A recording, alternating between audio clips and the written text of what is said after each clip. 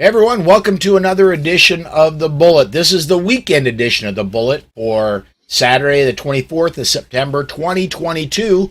My name is Paul Lathrop. I'm the Deputy Director of New Media for the Second Amendment Foundation. Joining me today, I've been promoting these folks all week long.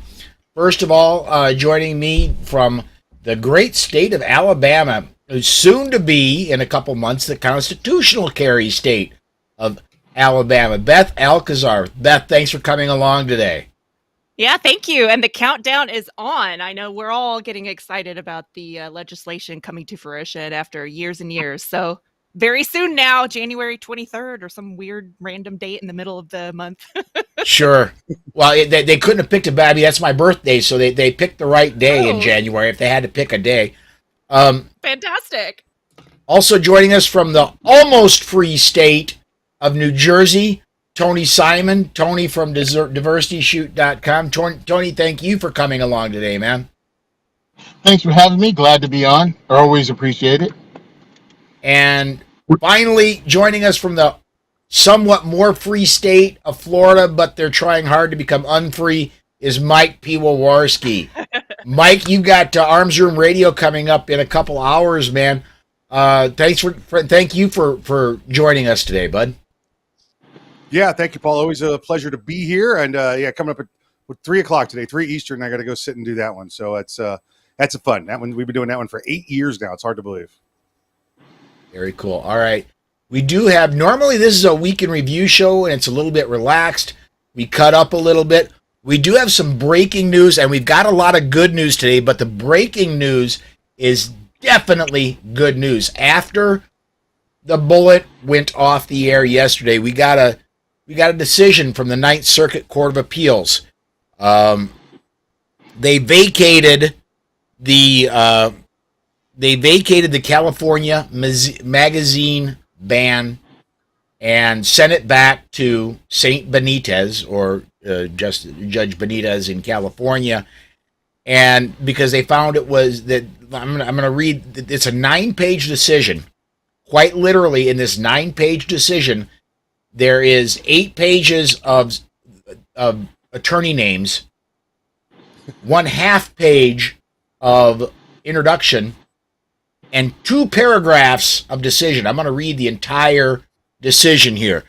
Judgment in this case is vacated. Duncan versus Bonta, 142 SC 2895 2022, and this case is remanded to the district court for further proceedings consistent with the New York State Rifle and Pistol Association Incorporated versus Bruin, 597 U.S. 142 S. Superior Court 2011-2022. Judge Bumte and Judge Van Dyke dissent from the order remanding this case to the district court. The parties shall bear their own attorney's fees, costs, and expenses. This order constitute the mandate of this court, vacated and remanded. That's the entire decision. Basically, this says that no, it had previously been ruled that the magazine ban was constitutional. No, it's not. And it's sent back to St. Benitez, who has already started the whole process by ruling that magazine ban unconstitutional. There's no reason to expect that he's going to change his mind now. Came up pre-show. Well, does that mean I can use my magazines that are 30 rounds or more in California? I could order 30-round magazines in California. Maybe. But I wouldn't. I'd wait just a little bit longer. And I'm not an attorney, so do not take legal advice from me. What do you guys think? Mike, as I introduced you last, I'm going to start with you first. What do you think, bud? Paul, having read through it, normally if they're going to put a stay onto it or an injunction period, they would list that in that order. So I believe the failure to do so when it says it's vacated and returned, it's vacated and returned. It's no vacated pending, no vacating, leaving it in order. It sounds like go get your magazines, my fellow Californian Second Amendment supporters. Yeah, and I'm not sure whether they're going to be able to. And let me bring up a couple more points here. There are the Ninth Circuit, and this is all that encompasses is the Ninth Circuit. States in the Ninth Circuit: Alaska, Washington, Montana, Idaho, Oregon, Nevada, California, and Arizona, and Hawaii. Of those states, California, Washington, Hawaii have mag limits. So, again, not an attorney, but the amateur legal follower in me says Hawaii and Washington need to be shaking in their boots. And I wouldn't, if I were in Washington or Hawaii, I wouldn't be grabbing a whole stack of 30 rounders and flaunting them in front of the police station myself. Tony, I'm going to lean on you next. What do you think about this decision, bud? I think the decision is awesome. It's coming back around. Again, these things go in cycles. We're winning right now. We need to take every advantage we can of it. What would I do if I was a California resident? No, I'd wait for the actual ruling to come out in our favor, and then I'd buy nothing but standard capacity and way more than standard capacity magazines. But I think it's a good thing. But beware, as someone who lives in Jersey, and they're pulling every trick in the book they can to keep the status quo and hold on to their power as gun control advocates, because that's what they are. It's about power. And they will play dirty tricks, and they would do dirty things like they're doing here in Jersey until they get checked on it. So the people we're paying with our tax dollars is going to take our donated dollars to fight that. So we're paying for it on both ends. But be aware, even if a win is a win, we're still in the fight. It's not over. That's absolutely right. Beth, what do you think? I can't wait to hear from some of my friends out in California to hear what their thoughts are and, get kind of the inside scoop. I have a lot of people that are often texting me about things that are happening. So this is one of those, kind of like Tony just said, there's a back and forth, there's a give and take. It sounds like finally it's starting to, maybe lean a little bit more in the pro 2A direction. And as far as magazine capacity is concerned, in my book, it's all normal capacity. As long as we're getting that high capacity magazine out of our vernacular, I think that we're already winning as a 2A community, because we're normalizing the idea that, there's nothing wrong with these firearms that do happen to have the ability to carry a few more rounds. They're great for practice and training. They're so wonderful for the opportunity to do competition shooting. And it's a completely normal, standard, whatever word you want to throw in there, type of thing to own and have. And I know, Paul, you said, I think the answer is maybe. This might be the biggest, best maybe we've had so far for something like this, though. So that's definitely cause for celebration. And I think we're all going to be watching it closely. I can't wait to see what happens next. California buddies, reach out. I want to hear from you. Yeah, and let's be clear. Benitez is not one to screw around. He's not going to give California a year and a half to reintroduce their case and re-argue their case. This is going to be, I'm going to say, by springtime, this is going to be all wrapped up.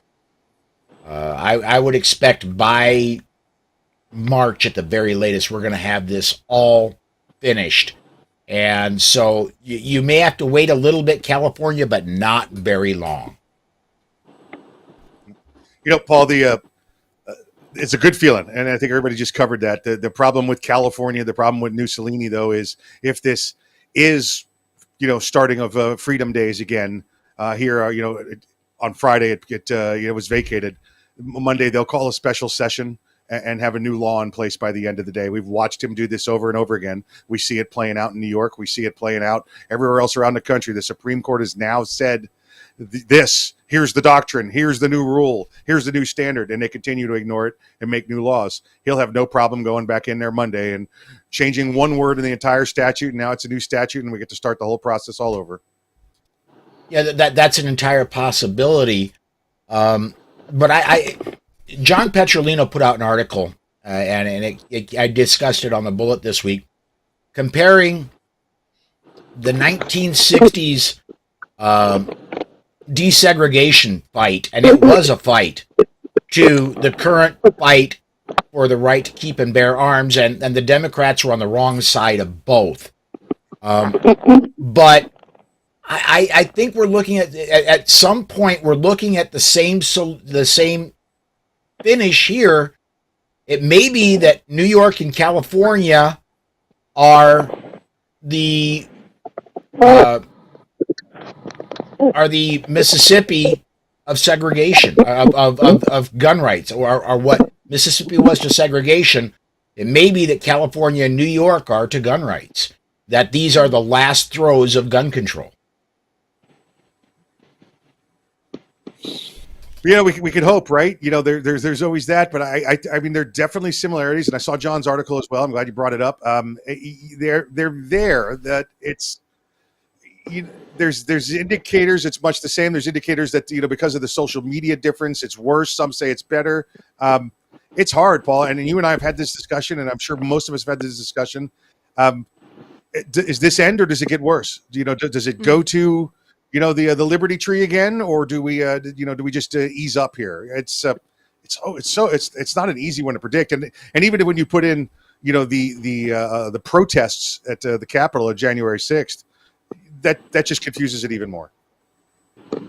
Well, and something you mentioned a little bit earlier too, Mike, you were talking about, you never know where they're just going to change a word or something is just going to make all the difference. And here we're back all over again. Something we need to keep in mind. And I think we've all alluded to it even already in this session, this podcast, is that we've got to be on our guard. The folks who are anti-rights, who are anti-gun, they have the long game in mind.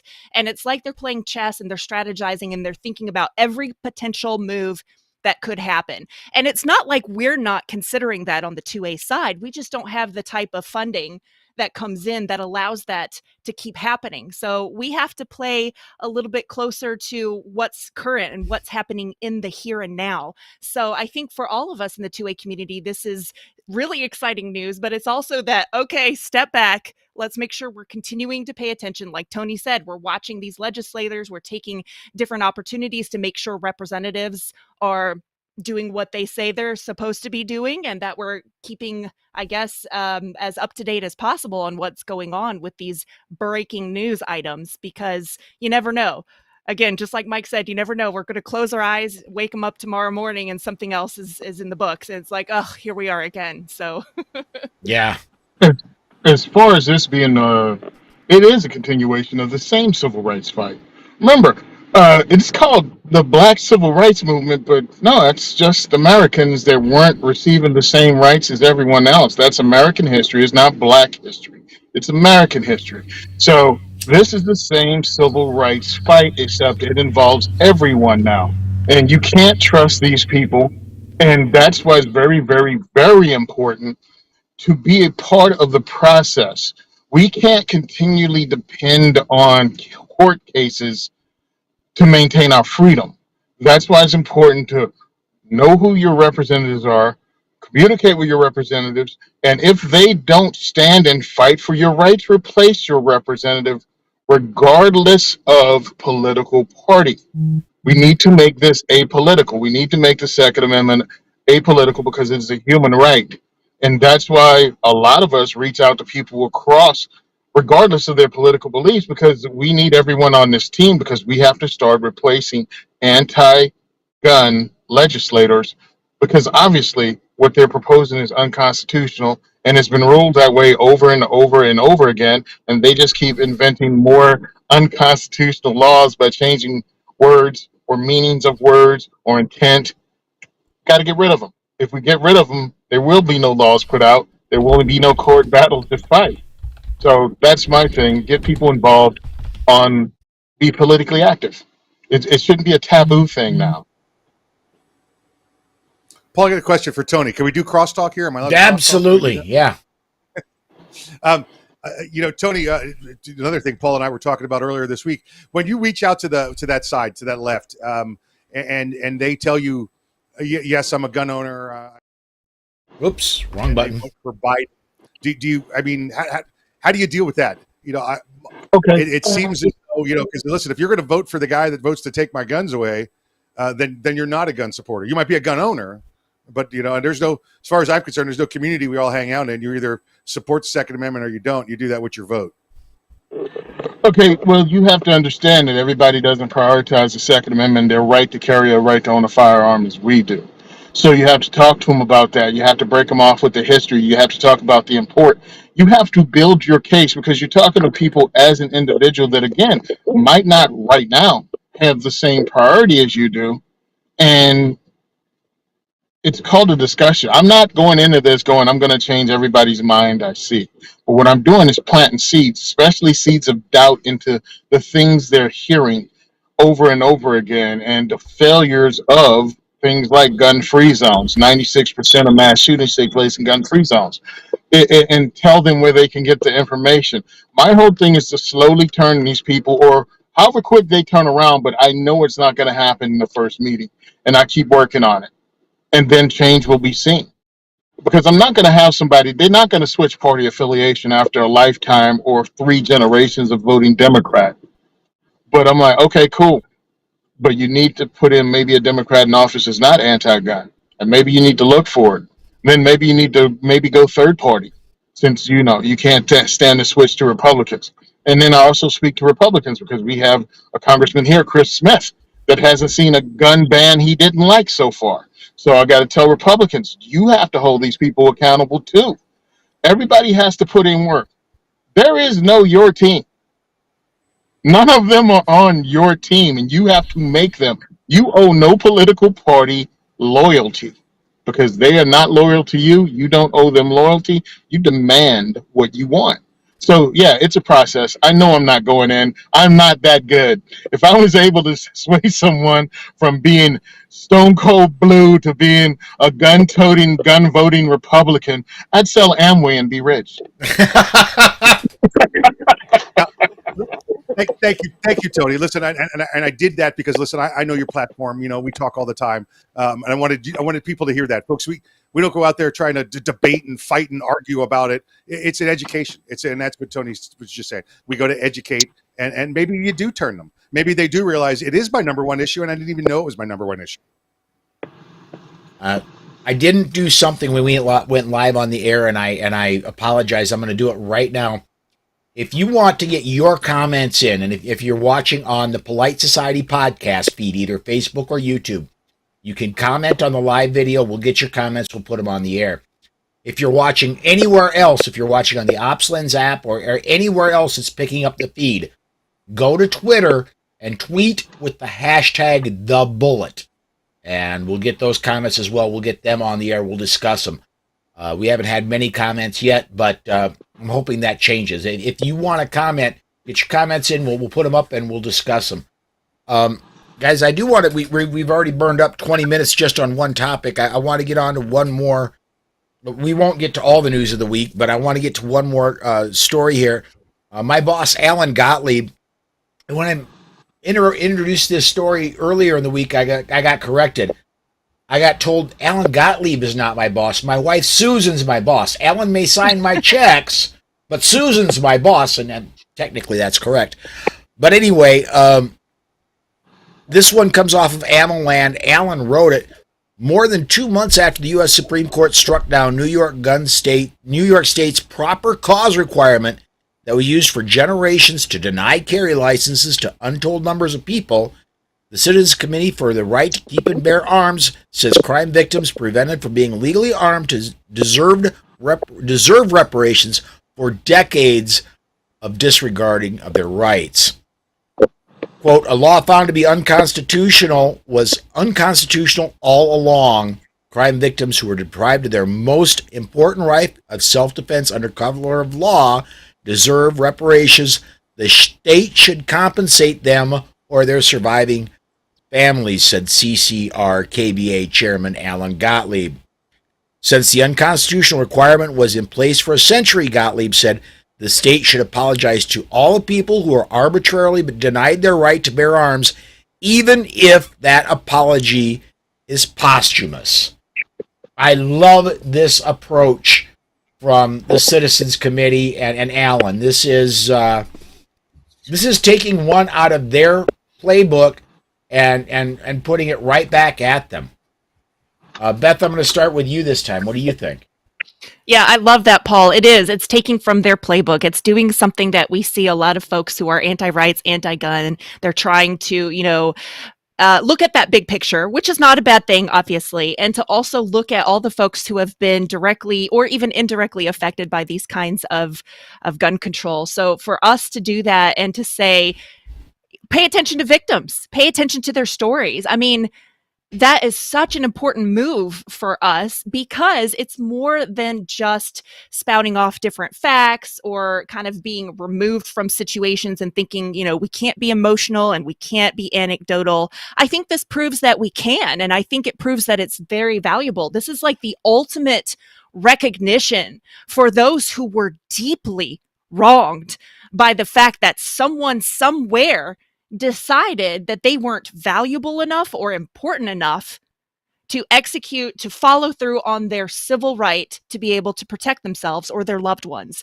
I am just super pumped up and excited about this kind of forward movement and forward thinking when it comes to the Second Amendment community, taking advantage of the fact that there are real stories out there and real stories reach people.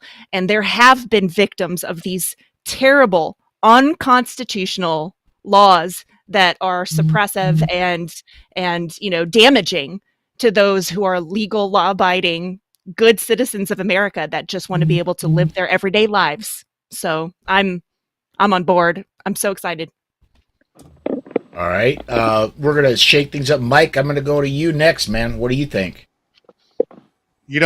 Paul, I'm a New York City guy, right? That's where I am. I'm in Florida now because I cannot exercise my rights up there the way I want to. So I'm down here, but I'm ready to sign on to this lawsuit, and I'm willing to settle for 30 acres and a machine gun. I love that. All right, Tony, what do you think, bud? Anything about this press release you want to say? Okay, I think it's cute with the gotcha game. I understand where you're coming from with it, but I'll go ahead and say, wait a minute, we're gonna start handing out checks because of unconstitutional stuff that has affected your life. Remember, civil rights ended in 1968. I want a check too. It's all. I understand what you're saying, and no one's getting anything, but it is important to point out that people have been affected as real people, and that's pretty cool. But yeah, nobody's writing checks for this, and I don't know who the gotcha is. It's cool that we can do that. Haha. But it means nothing to them because logic means nothing to the other side. It's all about a win. They don't care if you prove that they're illogical. They don't care if you point out their hypocrisy because it's about taking your rights away. So yeah, it feels good sometimes to be able to throw stuff in people's faces, but nothing's gonna. It only feels good to us. They don't care. They don't care. Yeah. But I think that's part of the goodness of this whole situation, Tony. You're right. It's not going to make any like legal financial difference. We know that these things never come to fruition. But I think again, it's putting this mindset into the 2A community that it's okay to appreciate your story or appreciate what you've been through or share hardships or talk about how it's affected you personally or your family in a negative way. I think so long there's been so many folks who are part of the 2A community and shying away from the idea that it's okay to say, look, if my best friend or my family member or whomever had access to a gun, things would be different today. There are so many stories from the DC Project that I've learned from all these fantastic women that now I can personally call friends that I'm just like, they're living every day this example that what if, the coulda, shoulda, would have type of mentality. So yeah, we're not going to get any land or any guns or anything else out of this, but hopefully it does spark something within those of us who are pro Second Amendment to consider that there are other options, there are other paths, and we don't just need to spout out this antiseptic, facts and figures and percentages all the time. We can be real people. And I think sometimes that's what it takes. It takes folks who don't see it our way or who vote against what we believe to understand that we're real people, and ultimately we have similar values in the sanctity of life and the fact that it's valuable and worth protecting. So hopefully that's the good that comes out of it. And that's something. No checks. No checks. That's something we've been saying, though. A lot of us have been saying in the 2A advocacy circle. Quoting numbers and statistics doesn't affect people. You need to tell a story. You need to tell your personal story. And we've done it. We do it in my organization. I know you've done it, Beth. DC Project is really good at doing it. We have to let people see exactly that. And that's where I think this comes off as a good thing. But that's a strategy that the entire 2A advocacy organizations as a whole have to take into account. Quoting numbers, cool. But this is about so feelings. This is why we've been getting our butts kicked in the public relations section, because it's like, well, okay, so, 2 million people defend themselves with a firearm. Who are those people? Well, you need some of those people to be able to tell that story. So it's real. So you can hear, like on Rob Morse's podcast, Self-Defense Gun Stories, that the most handsome guy in 2A advocacy actually is one of the co-hosts, but I'm not going to bring that up because I'm humble. But when they talk about real people defending themselves with firearms, it's me, by the way, and we need to get those stories out about real people helping themselves, saving their families. That's the stories we should be telling. That's the stories we should be linking.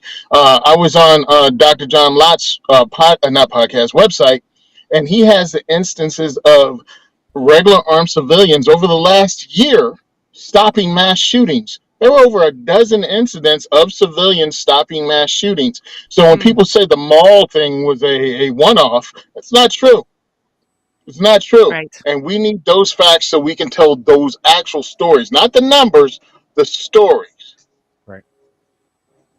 Yeah. I want to get into this comment. Latina's Locked and Loaded on YouTube sent a comment. I think any victim of a gun-free zone or unconstitutional suppression of the right to carry should not only, I think this is supposed to be, should not only be apologized to and should be held liable.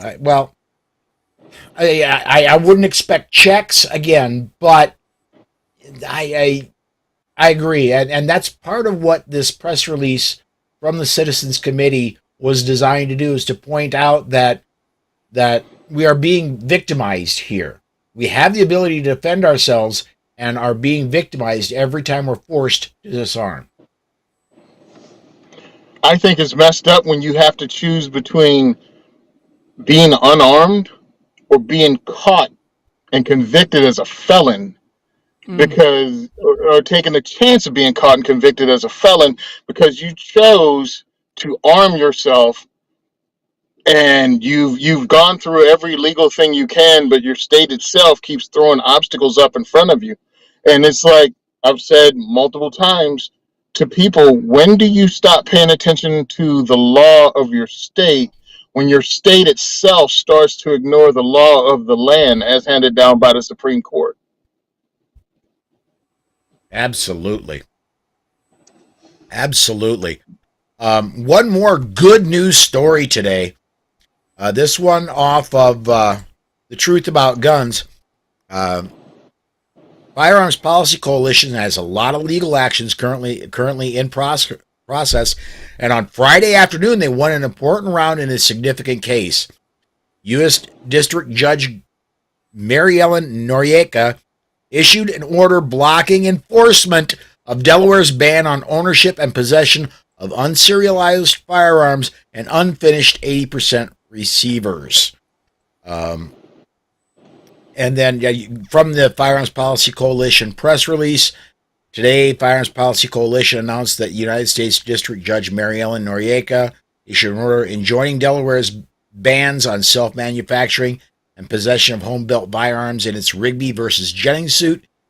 The opinion and order can be viewed at fpclaw.org. I'm going to go ahead and scroll down here a little bit. The self-manufacture of arms is deeply rooted in American history, said FPC's Law Director of Constitutional Studies, Joseph Greenlee.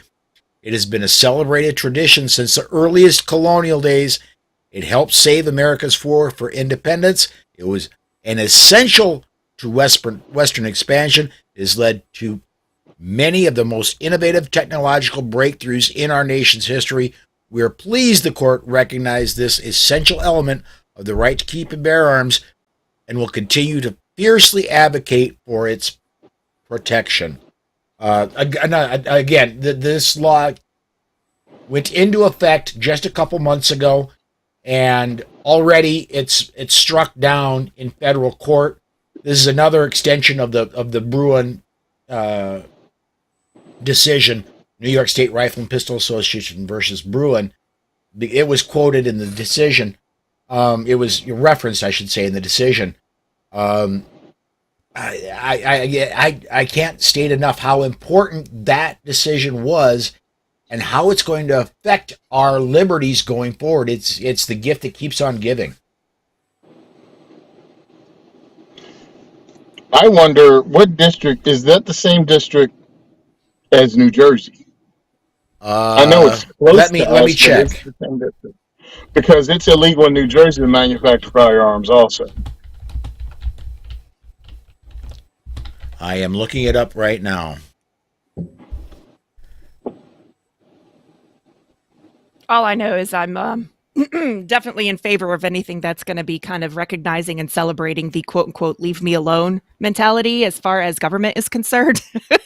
So I think that this brings that to attention once again, and it's definitely a win for those of us. I mean, not even speaking specifically to guns, not even speaking specifically to the Second Amendment, but just speaking specifically to the Constitution in general, that, you know, we're supposed to be protected from government overstepping their bounds. So this is one of those things where I'm like, thumbs up. This is what we want to see. Less is more when it comes to government involvement and government control. And again, I should be in control of my own life and be able to do things that I want to do, pursue those things without government interference. And let's hope for this victory and continued victories. It's making me a little nervous though, seeing all these 2A victories, you guys. Is anyone kind of like looking out over their shoulder like something is going to happen? I hate to say that, but it's like we don't know how to win. That's the issue. We have no idea, and they're coming back to back. So of course, I'm sitting here going, I need to make a lot of bad decisions on building 80% right now. I just want it to be legal just so I can do it. I don't even care, but I feel that to take that right away is ridiculous because no one, and I mean no one, who runs a drug gang is sitting at home with 3D printers going, yeah, we're going to outfit everybody. Like, there's just no. If you can get metric tons of drugs from the other side of the planet, you have no problem getting a firearm too. It's us who that is against. It's us in Jersey. Understand, a lot of people don't get it. Jersey is a Tory state. Jersey was on the side of the British. Jersey was invaded by Washington on Christmas Day. All right? Jersey has always been that. We don't have a Second Amendment in our Constitution. We own firearms in this state through exemption, not because it's in our Constitution. What we got, Paul? Big yuck factor there, Tony. Big yuck factor. Yeah. Yep. So as you're watching people know that. I've been doing research, and Big John 410 is faster at it than I am. He says Delaware is in the same federal district as New Jersey. Then that's awesome. I don't know how that works, but if it's struck down as unconstitutional in the district, then it should be unconstitutional here too. Yes, that is absolutely correct. Again, I need to contact JSD Supply and get some 80%. I would contact Evan Knappen first, but yes. Of course. All right, let's see here. What's now we got next story we got is not quite as good a news as what we've been talking about. This one off AmmoLand. New York Republican Congressman Chris Jacobs, who received a C- rating recently in the NSSF 22 Congressional Report Card, has introduced legislation to require a license to acquire or receive an assault weapon and for other purposes. They write it's not likely to go through. I'm going to second that. Right? Is it likely to pass the House? Yeah, it's likely to pass the House. It's likely to die without even getting in a committee assignment in the Senate. The Senate will not want to touch gun control until after the November election. From November, from the day after the November election until January, hold on to your hats, folks. The Senate's going to be wild, but until November, nothing is going to move in the Senate, in my opinion only. And what was his name?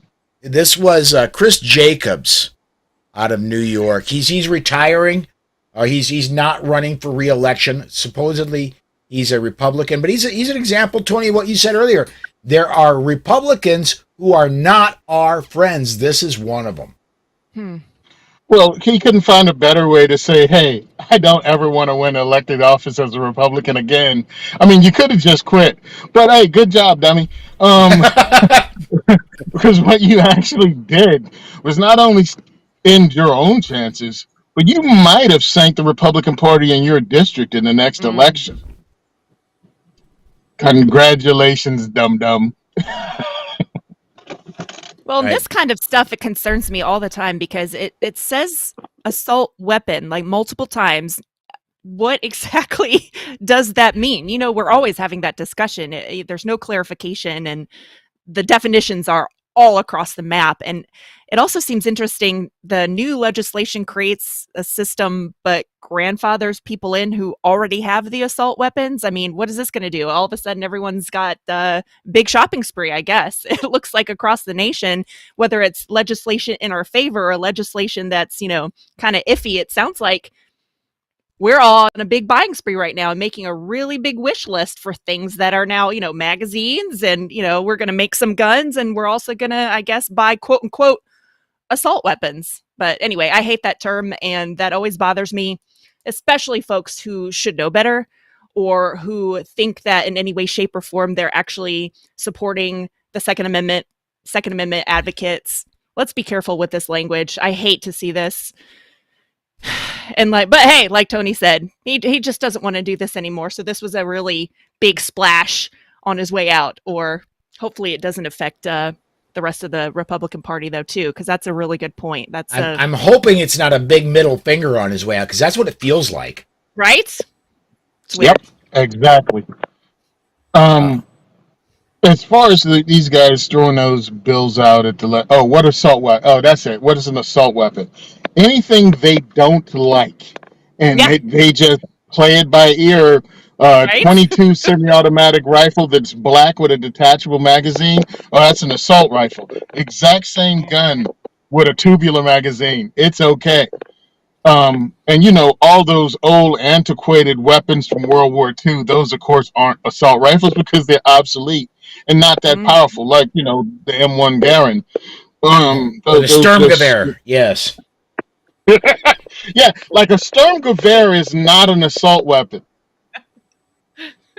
What does it mean in German? Assault weapon. So anyway, storm gun, but yes, literally assault rifle. I'm sorry, but yeah, it's he's a scumbag because of what he just did. He torpedoed his own party. If you're a Republican in that district, who's coming up? Like who's going to be the next person that runs on the Republican ticket? And do you support them when you saw this dude? And usually they're not one-term congressmen. That's just rare. So he's probably been at it for years. Who's going to replace him? And how do you check this person? I mean, do you check their social media and see if they are posing besides people with Mom Demand t-shirt like Chris Smith does in Jersey? Because that was cringe. Hey, look, it's our responsibility as voters. We've allowed this to happen through apathy. We really have. We've been bored by it. The least, how is Weather Channel have more people watching it than C-SPAN? We're bored with it. They put it on television and we won't watch it. They don't make it entertaining. They make it boring. Even when you testify there, they play games with you. You're setting down, they're setting higher. They don't pay attention to you when you're there. They're on their phones as you're testifying, and you're trying to do this 3-minute speech that you've worked on for months, and you look and they're putting in their friggin' Grubhub order. I'm like, Even worse, it's not them, it's their staffers doing it. They have their staffers sitting in on the meetings. so They don't have to be we sworn in. have to put in work. When you scream 1776, understand we have to do the work that they did in 1776, going to town hall meetings and being politically active. Nope. Listen, those people that showed up at the pubs back in the day and were talking about revolt and talking about the Tree of Liberty needing blood, they didn't go, hey, I'd like to make that rally, but I'm watching the game. All right? They didn't do that. They actually showed up and participated. And I'm sorry, but enough of us have been to those events, and you have your social media. Oh, I wish I could have been there, but the fill-in team was playing. No. And If let you're me not fighting it, you're let me letting it insert happen. this there too. If the laws today were the laws then, they couldn't have met at the pub because you can't carry at a place that sells alcohol. Depending Depending on on the your state. Let me get a couple comments. First of all, Latina Locked and Loaded.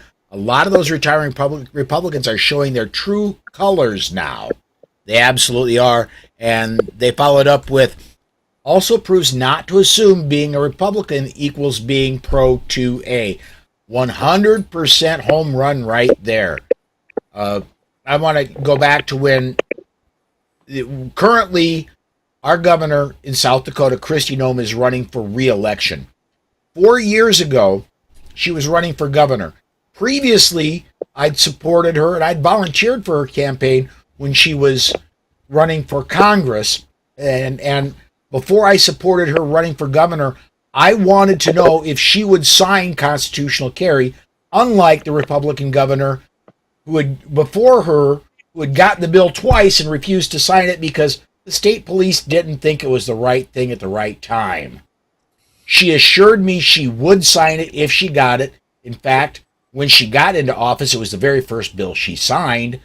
But before I went ahead and worked for her again, I wanted to make sure that she really was pro-Second Amendment for our state. And it turned out she was. When you're going to vote for these, at least call their offices and find out what they feel about individual policies in your area before you commit to voting for them. Yep. Do not assume. Do not assume. Mike, you want to add anything? You've been very quiet recently. That's just not like you. You're not having a stroke, are you?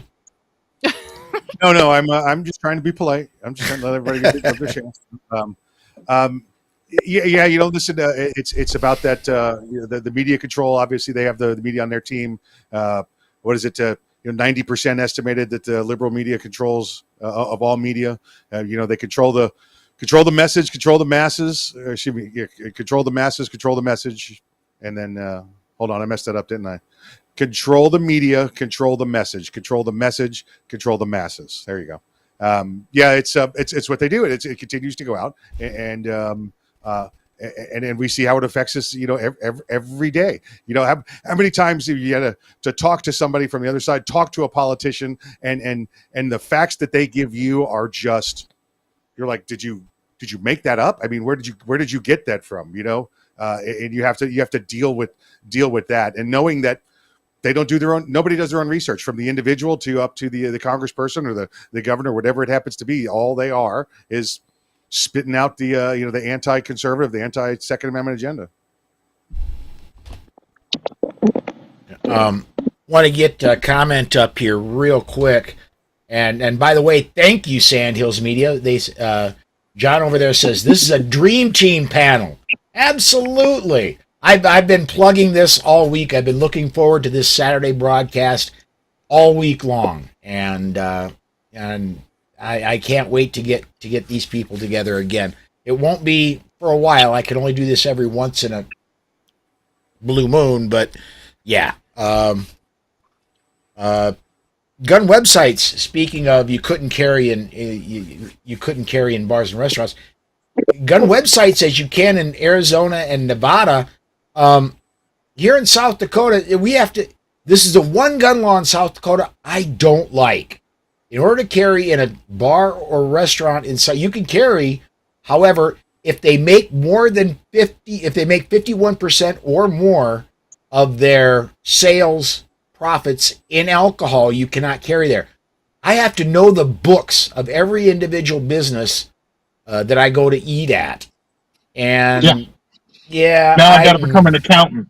Yeah, exactly. And they're going to just open their books for me before I go. Sure, they are.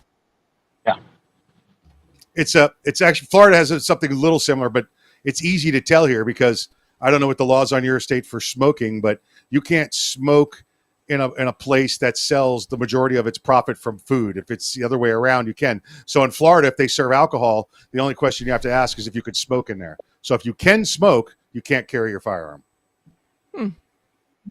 That is a weird roundabout way. In South Dakota, you cannot smoke in a indoor business unless they only sell tobacco. So anyway, let's get this one up. Gun websites again. I remember a time not that long ago when most people just watched. We now live in a time where folks who have put work in are getting results. We're at the beginning of a new era. We absolutely are. And I think the election process will help this. I think if we are more successful in elections, that's going to help us along. I think, honestly, where we're going to make the most gains going forward and we make the gains the fastest is in the legal arena. And I don't mean to sound like I'm plugging, this is going to sound self-serving, but it just will. That's why it is so important to be a lifetime member of the Second Amendment Foundation. That's why it's important to be a member of organizations that are winning your freedoms back by suing governments that are taking your freedoms away. I believe in the Second Amendment Foundation. I'm paid by the Second Amendment Foundation, but make your own. I'm not going to endorse anybody else, but make your own. You need to belong to more than one. Let's put it that way. I think you're 100% right, but we were talking about the wins and us looking around. Well, one of the results of the wins is if we play our cards right, we'll be able to bring more people in because everybody likes a winner. And you want to be a part of the organization. You want to be in on the wins. You want to be in on the carry wins. So that's one of the things I work at too. I talk about the groups, especially the local groups who are in the fight. Remember, a lot of these things not only were supported by Second Amendment Foundation, but they were supported by local 2A groups. And a lot of pushback has happened with national 2A organizations, with people, oh, what are they doing with my money? Whatever. Okay, fine. Support your local group. Support your local organization. You can pick a couple of national ones, but put money into the local ones. And if you live in what people call a free state, then put money in Jersey, put money in New York, put money in California. Yeah, donate to those groups because we need the money because we have dirtbags here that'll continually figure out ways to slow us down, to stop. Was it John? No, it was another friend of mine who was talking about how the prosecutor's office in Jersey I'm not even going to name the county because they're not doing it anymore. But what they were doing was getting your applications for concealed carry and contacting you and asking you to come in for another interview, where they would try to convince you to get a carry permit of a limited carry permit. And they say it's part of your background check, except they were left out of the background. It's between the police, local police, and the judge. Prosecutor's office had nothing to do with it. They had your name and number, and they were calling you up and trying to browbeat you into getting a lesser or a limited permit. That happened, and then when others started calling them on it because they called our local 2A advocacy, their lawyers jumped on it, sent some letters out, and then all of a sudden it stopped. But this was the dirty pool they're doing when they had to finally agree to give people permits. They're scumbags. That's why your vote counts. That's why you need to be politically active. That's why. This is the same fight. This is your civil rights. This is when you look at it going, wait a minute, the Supreme Court said this, and they are ignoring it and playing games. I was on a podcast and they asked me if you could have dinner with somebody dead or alive so you can have a conversation with them, who would it be? And I'm like, Martin Luther King Jr. When you know you're doing the right thing and all people are born and created equal, how do you continue fighting a fight when you know you're right? When the Supreme Court rules and there's still people pushing back against not only law of the land, but human nature. How do you keep fighting this fight and keep the faith and maintain waking up every morning? I mean, look, I'm just a dude that hosts an event.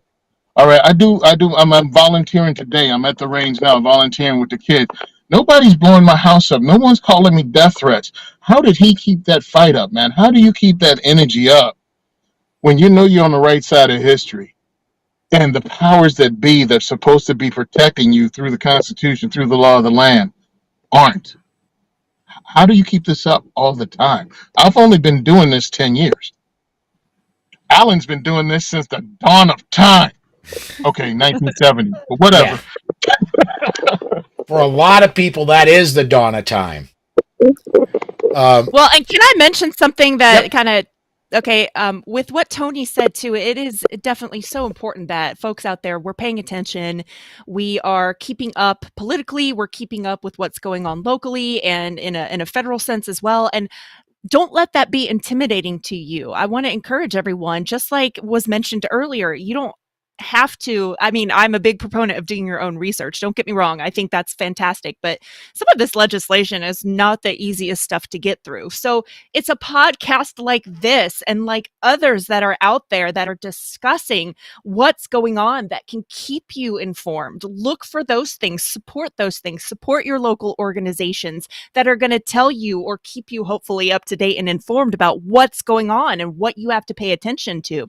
That doesn't mean we're looking for others to, spoon feed us and tell us what to think or tell us what to do, but it's not as daunting of a task as it might seem, because I know just getting started, if people would say, oh yeah, you should be more active politically and you should, really, I'd be like, I have no idea even what that means. So look for these kinds of things, the simpler things that you can start bringing into your life daily, weekly, whenever you have the moment to do so.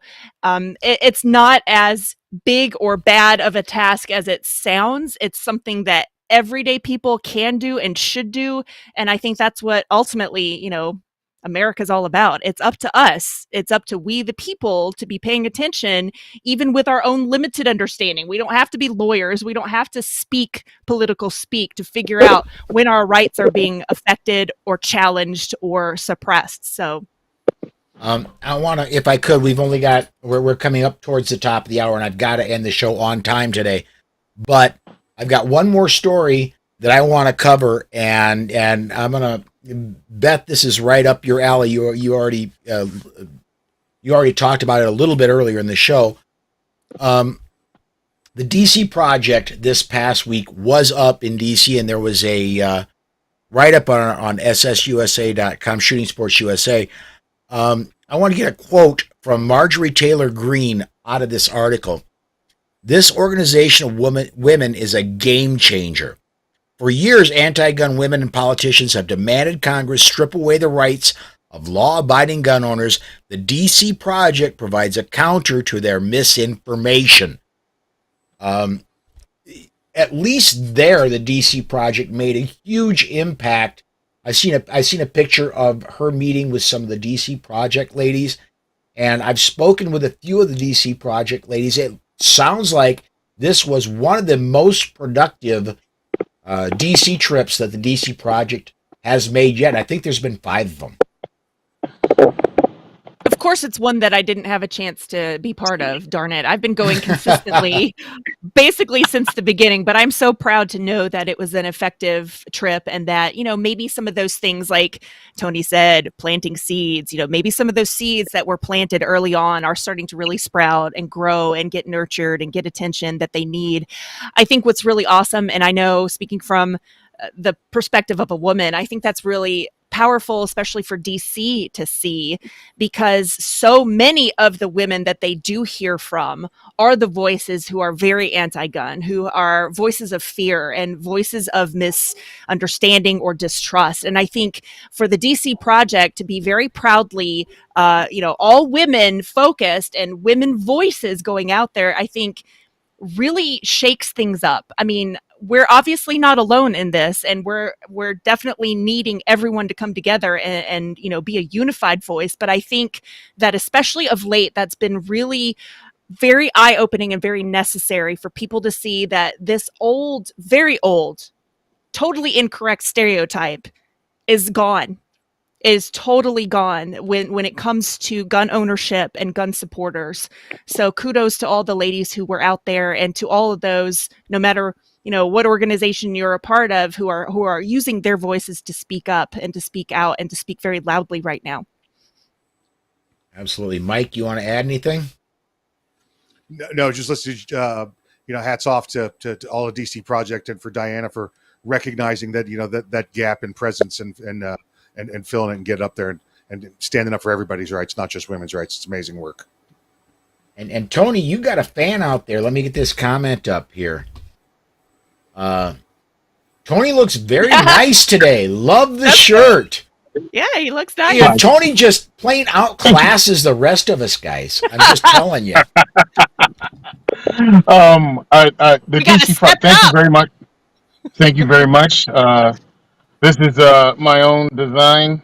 Actually, no, it's not. This is Tent by Omar.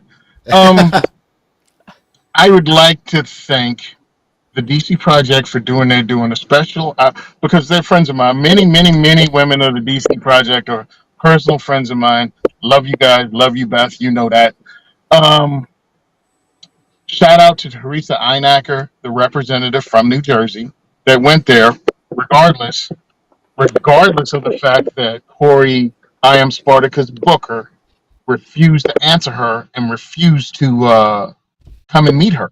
She went there anyway. So that's what I wanted to say. Shout out to Teresa and the women of the DC Project. All right. Well, we are very close to the top of the hour. Let's start wrapping things up. Beth, I'm going to start with you.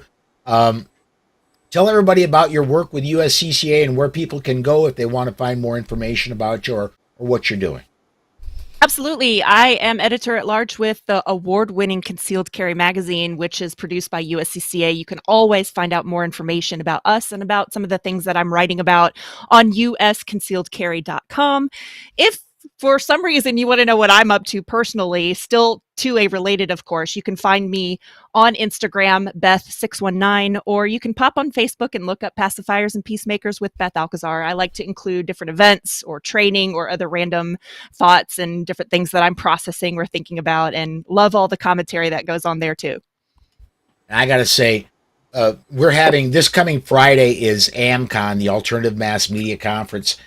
And Beth did a presentation in a previous AmCon about writing and connecting to the people you are writing for emotionally. And I still go back to that. It's phenomenal stuff. And thank you, Beth. And you've helped me out a ton. So, Tony, tell everybody about Diversity Shoot 2A for everyone. Anything else you want to plug and how people connect with you, bud? All right. Oh, I found diversityshoot.com. You can donate to our cause. What is our cause? Introducing people to the Second Amendment, their human right of self-defense, educating people on the racist history of gun control and how it's all about control, reaching out to people regardless of their gender, their race, their religion, whatever category they try to break us and divide us into to keep us infighting. Yeah, I'm crossing those lines. I'm crossing those lines and introducing people to the Second Amendment, to the firearms community as individuals, because that's what we have to do. That's how we're going to break the stereotype, is actually communicating with each other. So if you want to support me, go to diversityshoe.com. You can listen to the Second is for Everyone podcast on your favorite podcast app. You can, of course, follow me on Instagram at Simon Says Train.